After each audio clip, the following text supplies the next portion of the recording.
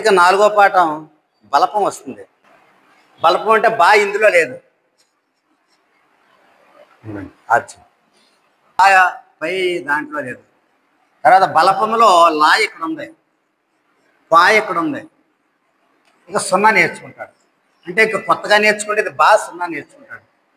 ఈ బా తీసేసి ఇలా పెడితే ఉతకడం, ఉతకడం.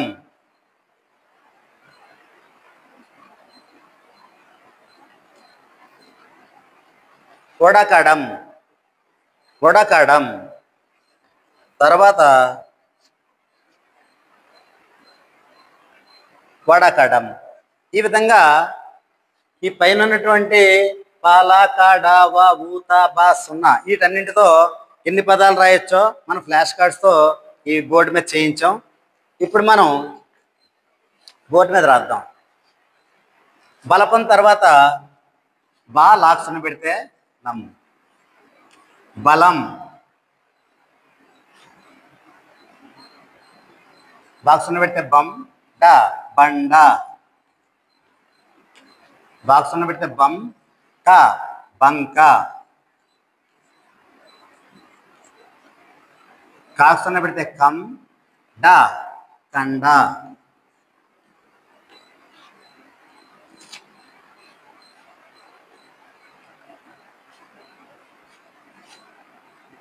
బా కాక్సున్న పెడితే కం, బకం. త బ ల, తబల.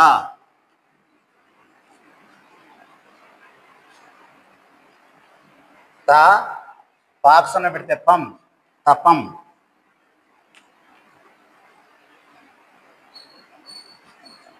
క లాక్సున్న పెడితే లం, కలం.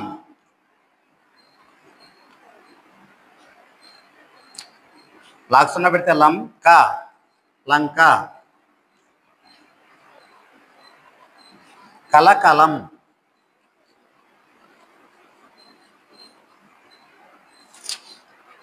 కలకలం. కాక్సున్న పెడితే కంప, కంప. వాక్సున్న పెడితే వం క, వంక.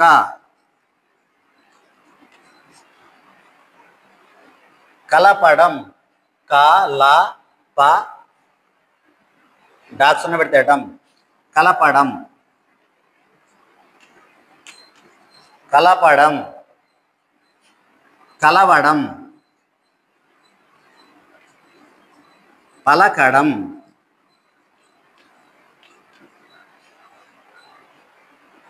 పంపకం.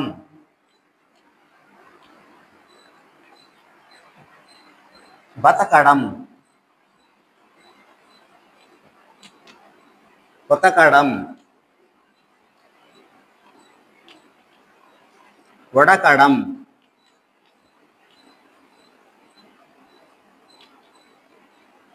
వడకడం. ఈ విధంగా 3 అక్షరాలు, 5 అక్షరాలు, 7 అక్షరాలు ఈ వీటితో ఈ పదాలు ఎక్కువ తయారు చేయడం వల్ల వాడికి పదజాలాభివృద్ధి జరిగి భాష మీద మంచి పట్టు వస్తుంది. Thank you. ఇక్కడికి మనం ప్రతి పాఠం పలక పాఠం చెప్పిన తర్వాత ఇక్కడ వరకు ఈ పదాలని తరగతిలో ప్రదర్శించాలి. పడవ పాఠం ఇక్కడ వరకు ప్రదర్శించాలి. ఉడత పాఠం ఇక్కడ వరకు ఈ పదాలన్నీ ప్రదర్శించాలి. అంటే చదివించడం, రాయించడం కూడా మనకి అక్కడ జరుగుతుంది. పిల్లలకు కూడా ఈ ఇలాగా చార్టులు రాయడం వల్ల వాళ్ళకి ఆకర్షణీయంగా ఉండి వాళ్ళు కాస్త అట్రాక్ట్ అయ్యి వీటిని చదవడం, రాయడానికి ఇష్టపడతారు. కనుక ప్రతి పాఠం తర్వాత కూడా ఇలా చార్టులు రాసి మనం తరగతి గదిలో ప్రదర్శన. బలపానికి ప్రత్యేకంగా ఇన్ని పదాలు వచ్చాయి. ఈ రకంగా చేసినట్లయితే పిల్లలకి చదవడం, రాయడం కూడా ఇక్కడ బాగుంటుంది.